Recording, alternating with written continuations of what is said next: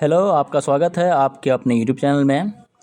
आइए आज हम लोग जो आपका साइंस का एग्ज़ाम हुआ है उसका आंसर मैच करते हैं। देखिए, ये आपका सेट सी है, ठीक है ना। बाकी सेट वाले भी इसको मैच कर सकते हैं, क्वेश्चन तो वही रहेगा। आइए देखते हैं आज का पहला प्रश्न को। कौन एक सुरक्षा युक्ति नहीं है? ठीक है, तो वोल्ट मीटर जो है वो एक सुरक्षा युक्ति नहीं है, बाकी तीनों है। ठीक है, वोल्ट मीटर इसका सही जवाब हो जाएगा। नेक्स्ट क्वेश्चन है, घरेलू गैस का एक प्रमुख अवयव है तो ब्यूटेन होता है। नेक्स्ट क्वेश्चन है, जीवाश्म ईंधन का उदाहरण है तो ए और बी दोनों। ठीक है, सिर्फ हम क्वेश्चन पढ़ेंगे और उसका आंसर टिक कर देंगे। 4 नंबर क्वेश्चन है, वह अभिक्रिया जिसमें उत्पाद के बनने के साथ साथ ऊष्मा भी उत्पन्न होती है कहलाती है तो ऊष्माक्षेपी अभिक्रिया। 5 नंबर क्वेश्चन है, अभिक्रिया ये दिया हुआ है आपका copper plus oxygen, copper oxide बना रहा है, किस प्रकार की रासायनिक अभिक्रिया है? तो उपचयन है, इसको ऑक्सीडेशन भी कहते हैं इंग्लिश में। नेक्स्ट है, निम्नांकित में कौन सा उपचायक है? तो ओजोन, O3। वैद्युत अपघटन में इलेक्ट्रॉन मुक्त होता है तो एनोड पे मुक्त होता है। निम्नांकित में कौन सा धातु जिंक सल्फेट के विलयन से जिंक को विस्थापित कर सकता है? तो मैग्नीशियम कर सकता है।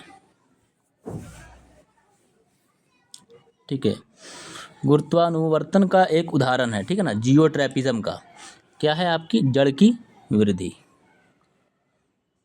निम्नांकित में किसमें द्विखंडन होता है? ठीक है, तो इसका सही जवाब हो जाएगा इनमें से सभी। क्वेश्चन नंबर 11 है, निम्नलिखित में कौन लैंगिक जनन संचारित रोग है? ठीक है, तो इसका आपका सही जवाब होगा option number D. Question number 12 है, बीज विकसित होता है तो बीज कहाँ विकसित होता है? तो बीजांड से। क्वेश्चन नंबर 13 है, मानव में ऑटोसोम की संख्या होती है तो ऑटोसोम की कितनी संख्या होती है? तो 22 जोड़ी। ठीक है ना, गुणसूत्र की होती है 23 जोड़ी, ऑटोसोम की होती है 22 जोड़ी।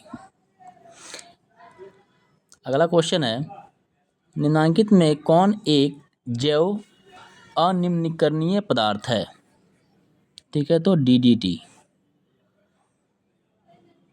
बाघ उपभोक्ता है तो तृतीय पशु, यह आपका सही जवाब हो जाएगा तृतीय पशु स्तर का।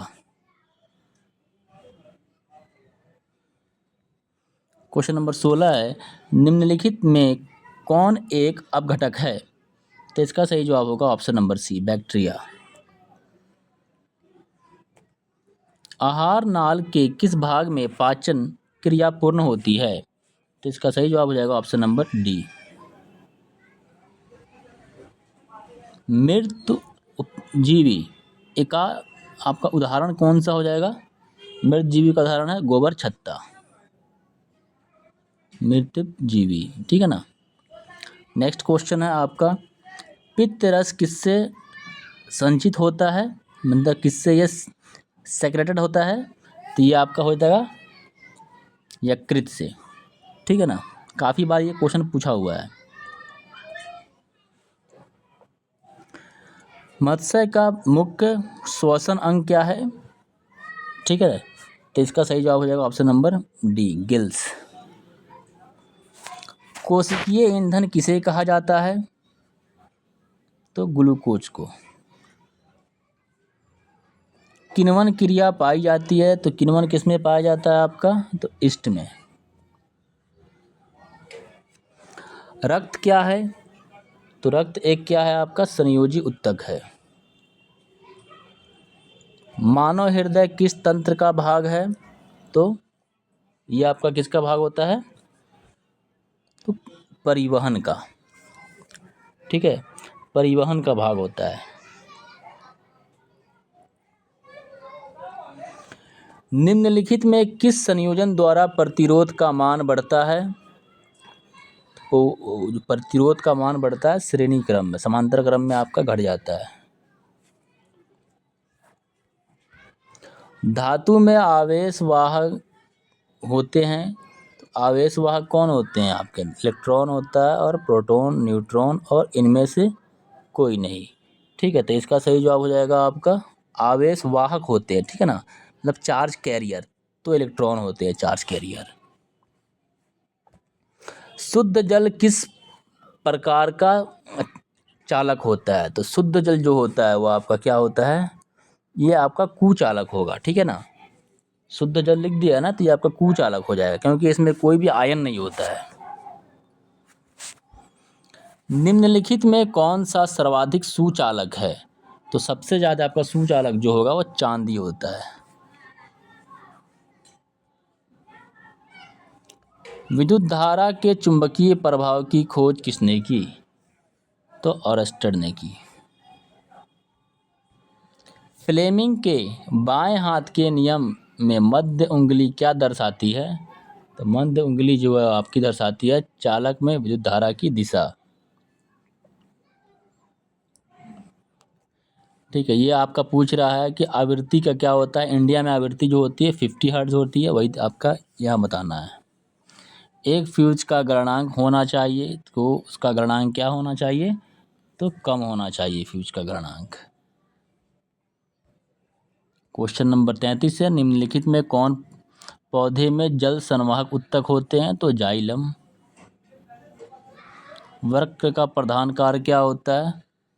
तो क्या होता है इसका? उत्सर्जन। नेक्स्ट है आपका पादप अपशिष्ट संचित रहते हैं, क्योंकि ये आपका किस में संचित रहते हैं? तो इनमें से सभी में। नेक्स्ट क्वेश्चन हो जाएगा आपका पौधे के उत्सर्जी जो आपके पदार्थ है वो क्या हैं? तो इनमें से आपके सभी। अगला क्वेश्चन है, निम्नलिखित में से कौन एमिनो अम्ल के विखंडन से बनता है? एमिनो अम्ल के विखंडन से कौन बनता है? NH3, ammonia. इंसुलिन की कमी के कारण निम्नलिखित में से कौन सा रोग होता है? तो मधुमेह होता है।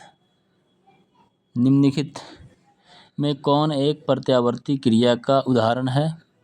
ठीक है, तो छींक का आना, मिठाई देखकर मुंह में पानी आना और आंखों का झपकना, इनमें से सभी। एस्ट्रोजन क्या है? तो एक मादा हार्मोन है। ठीक है, निम्नलिखित में किस लेंस को अभिसारी लेंस कहते हैं? तो उत्तल लेंस को अभिसारी लेंस कहते हैं, उत्तल लेंस को। लेंस की क्षमता का एसआई मात्रक क्या होता है? तो इसका आपका होता है एसआई मात्रक पर मीटर। ठीक है, या फिर डायफ्टर भी होता है, डायफ्टर नहीं लिखा तो पर मीटर हो जाएगा। नेत्र लेंस से रेटिना की दूरी लगभग कितनी होती है? तो 25 सेंटीमीटर होती है। ठीक है, कितनी होती है? 25 सेंटीमीटर।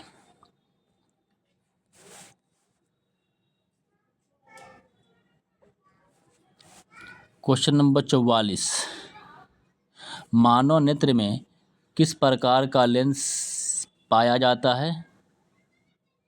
तो आपको किस प्रकार का लेंस पाया जाता है? तो उत्तल लेंस पाया जाता है।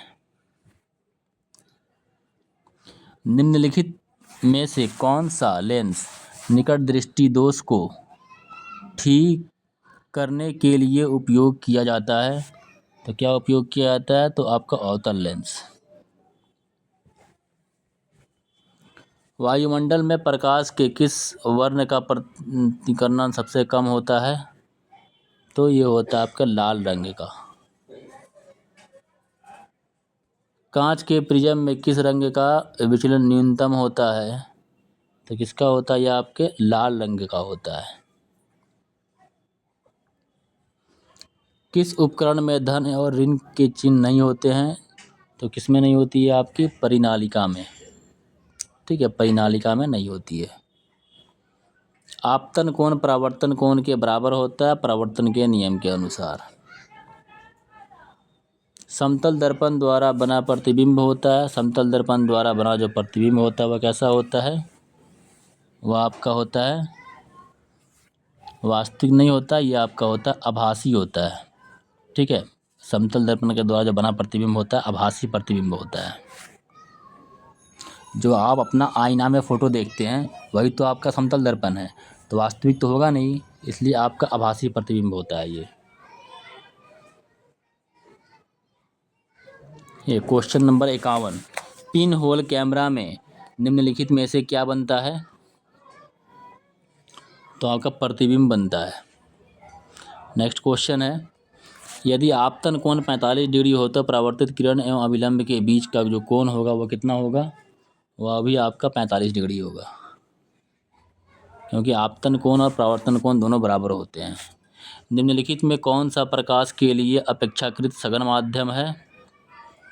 तो इसका सही जवाब होगा option number C, kerosene. Question number 54, उत्तल दर्पण द्वारा चांद के प्रतिबिंब का आवर्धन होगा? तो इसका सही जवाब हो जाएगा ऑप्शन नंबर सी, नगण्य।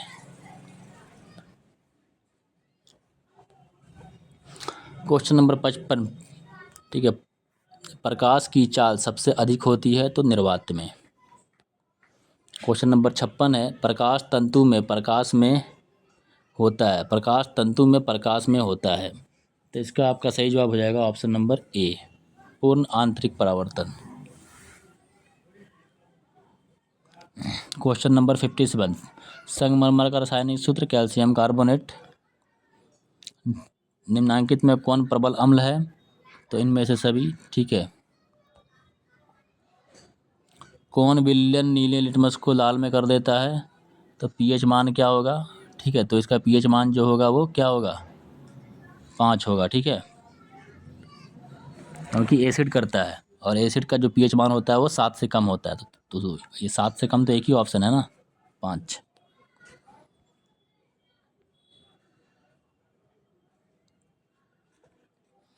निम्नलिखित में से कौन सा बुझा हुआ चूना है? तो कैल्शियम हाइड्रोक्साइड, ठीक है। ऑक्जेलिक अम्ल का प्राकृतिक स्रोत निम्नलिखित में से कौन सा है? तो टमाटर होता है, ठीक है।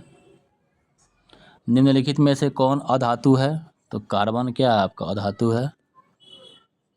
हीलियम परमाणु की बाहरी कक्षा में 2 इलेक्ट्रॉन होते हैं। सीसा और टिन का मिश्र धातु सोल्डर कहलाता है।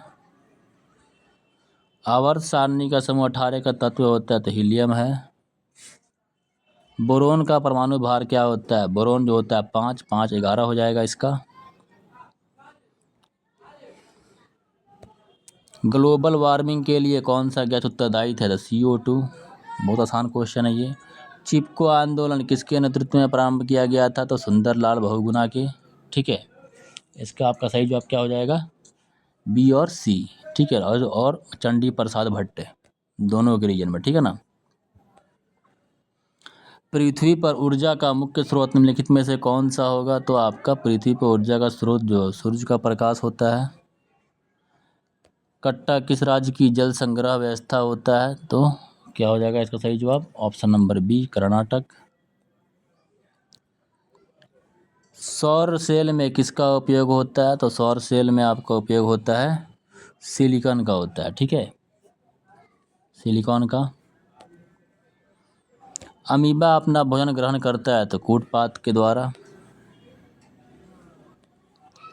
पारे का अयस्क है, पारे का अयस्क है सीने बार, HgS होता है इसका फॉर्मूला। निम्नलिखित में से कौन सबसे कम अभिक्रियाशील धातु है? तो सबसे कम आपकी अभिक्रियाशील जो धातु हो जाएगी वो क्या हो जाएगी? आयरन। निम्नलिखित में से कौन हाइड्रोकार्बन है? कौन हाइड्रोकार्बन है? तो C4H10 ब्यूटेन। OH जो है वो आपके अल्कोहल का होता है। मीथेन में कितने सहसंयोजक बंध होते हैं? तो मीथेन में आपके सहसंयोजक जो बंध होते हैं वो कितने हो जाएंगे आपके? 4, ठीक है। C60 जो होता है वो बकमिस्टर फ्लोरेंस, ये किसकी है? तो फुटबॉल के जैसा इसका आकृति होता है। कार्बन आवर्त सारणी के किस वर्ग का सदस्य है? तो किस वर्ग का आपका सदस्य है? तो 14वें वर्ग का सदस्य है। और लास्ट क्वेश्चन आपका, आवर्त सारणी में